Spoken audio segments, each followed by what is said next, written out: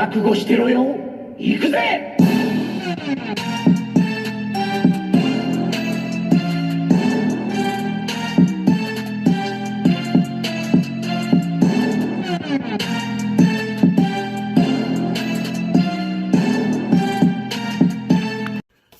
Welcome to Wordbreaker Coo's Reviews. I'm your host, Wordbreaker Coo, and today we are looking at the Transformers War for Cybertron Studio Series Game Reversed Optimus Prime. That's a whole mouthful there.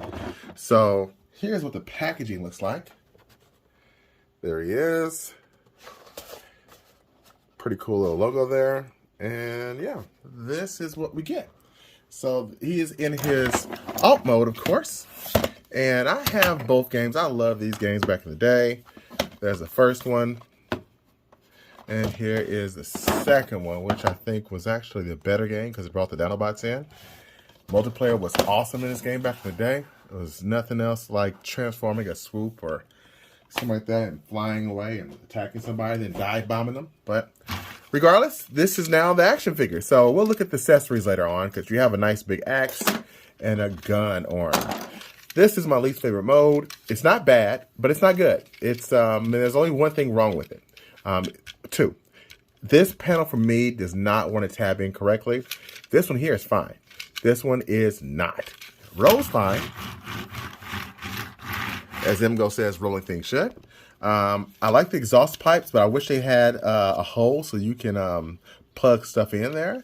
But you're seeing the number one issue I have with this figure, and that is the hands. The hands here sticking out is atrocious. That's the only problem I have with this entire figure, is just how bad the hands look in the back.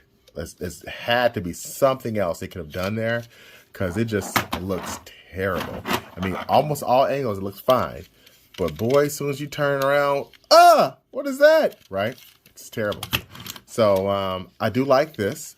Let's compare him next to a previous Optimus Prime, so you can kind of get for scale. Scale purposes, about the same size.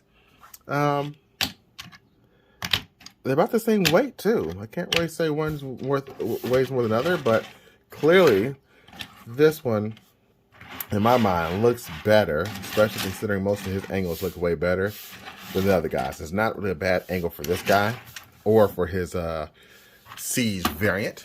So yeah. Now I'm going to get this guy transformed and give you my final thoughts.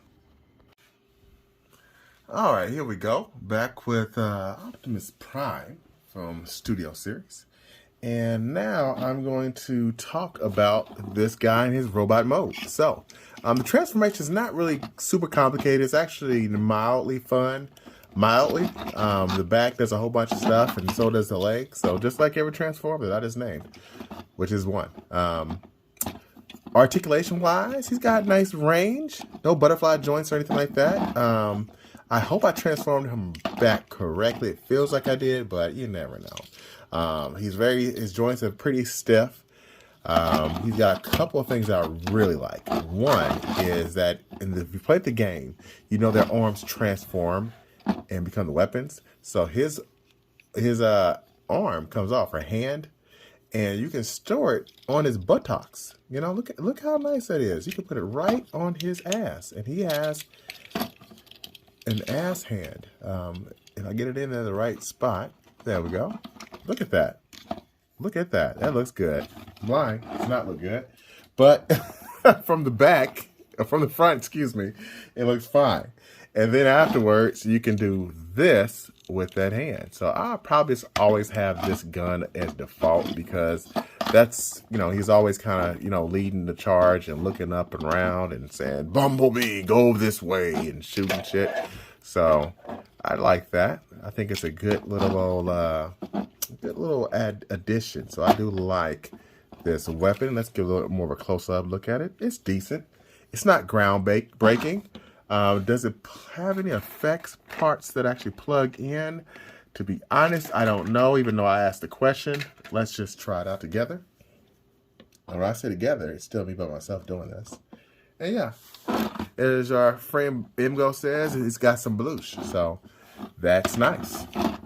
One last thing that I told you I was going to talk about was this axe. And this axe is pretty dope. I like how it looks like this.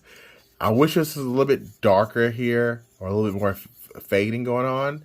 But it is supposed to be an energy axe, and it doubles, like in the game. You could switch it and make it like a dual bladed axe, like that. Now that's not bad. That's actually pretty cool. I do like that. Is it spinning? It feels like it's spinning like up top, but it's not. Now I like that, but I'm not gonna lie, I actually like this version better. So I'm gonna keep it like this, and to take it apart, that's how you get in his hands. It has 4 pieces that can come apart. I guess so that way you can have him hold it down, hit the bottom. So I just do this number here, slide this down, and then add this here. And now we've got Prime holding his energy axe. And if that's not intimidating or imposing, I don't know what is. Some people might not like that Prime has a very small head. I'm not bothered by it because it makes him look more buff, because that's kind of how he did in the game. So yeah, not bothered by that at all. So all in all, if I had to rate this figure out of 10, I'm going to give it a solid 8. 8.5. It's a good figure. It's a very good figure. I think he goes well. I probably won't get many others except for maybe Megatron, or until they do Fall of Cybertron and give us a new version of Grimlock, because this Grimlock was straight legit the works. I mean, this guy was awesome. Came with this nice sword, a shield, and it's quit playing. He did this as well. He lit up. God, I mean, look how nice this light up feature is, man. We are not getting that. You know, if they did that nowadays, that'd be like $70. It'd be like 70. One LED, $70. So anyway, long story short, thanks for watching. Until next time, peace and chicken grease.